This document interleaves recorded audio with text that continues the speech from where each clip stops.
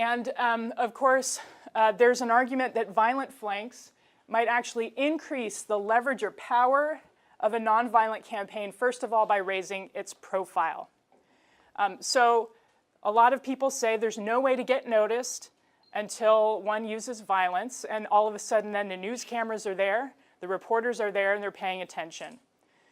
The second thing that people argue that violence can do is credibly threaten that the movement can escalate, that it can increase disruption and social disorder, and challenge the regime's legitimacy by actually challenging its monopoly on the use of force. It can say, look, you can't protect your people, and so you're not legitimate.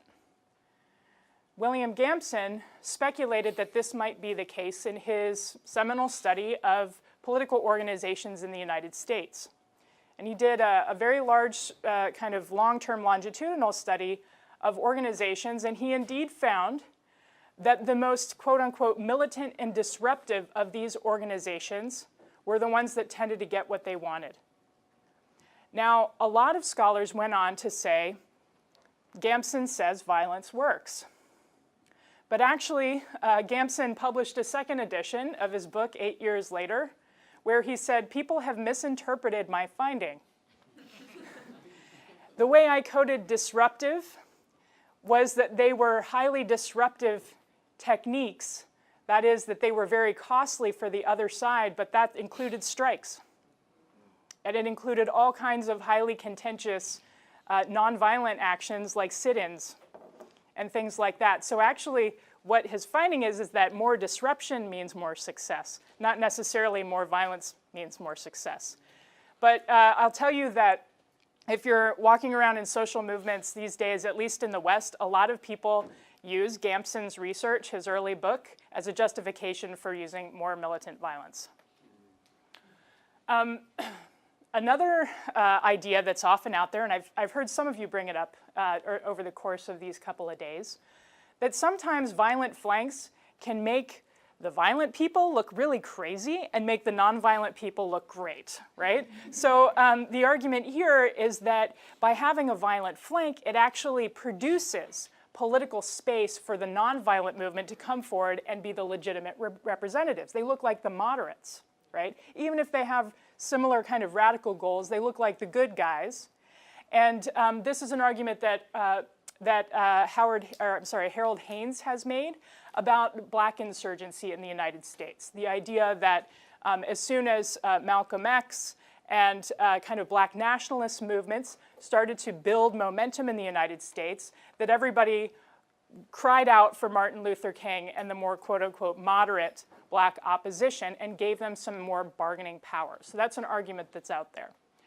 Another one that's out there by Isaac and a number of his co-authors is that people who were involved in militant labor activity in the United States tended to maintain a much more robust, lifelong commitment to radical politics. And so what that means from a mobilization perspective is that there's a higher number of people who are willing to take great risks for a long period of time in a much more committed way than if they had just used nonviolent means.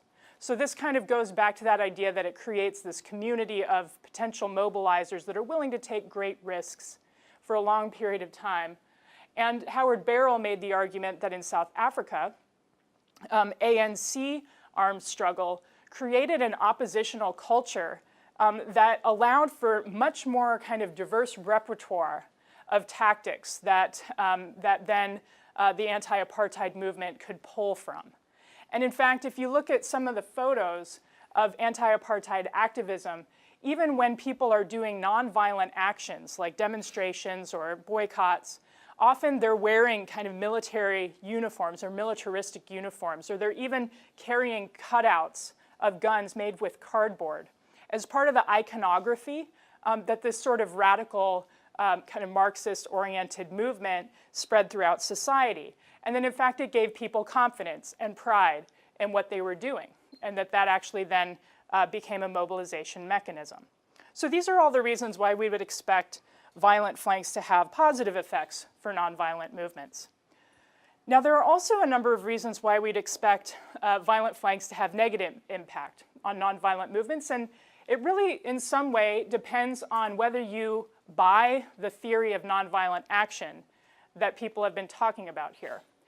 If you agree that the main source of power for nonviolent campaigns inheres in their ability to attract large and diverse components of the society to the movement, and you also buy that the main point of leverage is by accessing and disrupting those pillars of support, then it makes more sense why violent flanks might undermine the political effects of these nonviolent campaigns.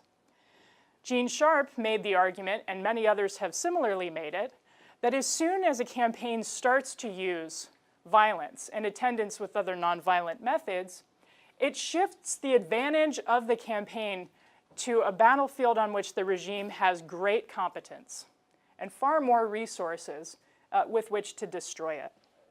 Wendy Perlman makes this argument as well about the Palestinian national movement. She has a great book called Violence, Nonviolence in the Palestinian National Movement, which I would recommend to anybody interested in this topic or anybody not interested in this topic. And in her book, she makes the argument that essentially each time the Palestinian national movement has started a mass campaign of mobilization, it's generally started with nonviolent action that then some more radical members or whatever started to push toward violent action, and then that completely kind of drew back all of the gains that were achieved under the nonviolent campaign. The second thing that the violent flank does is it discredits all regime opponents. So this is the phenomenon that we see. We talked a little bit yesterday about repression and the fact that the scope of repression can vary quite a lot depending on the degree to which the regime feels threatened by the opposition. Now, as soon as elements of the opposition start to use violence, whether or not the whole movement has agreed upon it, this can give the regime the pretext to declare the entire movement as a huge threat and actually to then expand widespread repression and engage in different types of very debilitating action against the campaign. It often allows the regime, for example, to invoke propaganda and provide at least some surface legitimacy to its claims that the movement is made up of criminals and terrorists rather than ordinary people exercising their basic rights. This is one of the most important things that we could speculate might happen, which is that violent flanks might reduce widespread popular participation.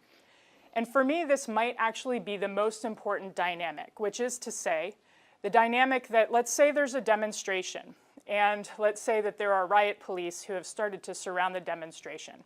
And let's say the demonstrators have said, we're peaceful, we're peaceful, we're nonviolent, we're nonviolent, but then a few of the demonstrators start to attack the police. Then what happens is that there's some street fighting that goes on. The police usually have things like batons, tear gas, rubber bullets, and other types of crowd control weapons at their disposal. They're usually very well defended physically through either barricades or their uniforms and other defensive shields that they bring along with them. And the street fighters usually don't really have much of a chance of doing really a lot of damage to these opponent forces. So then what happens?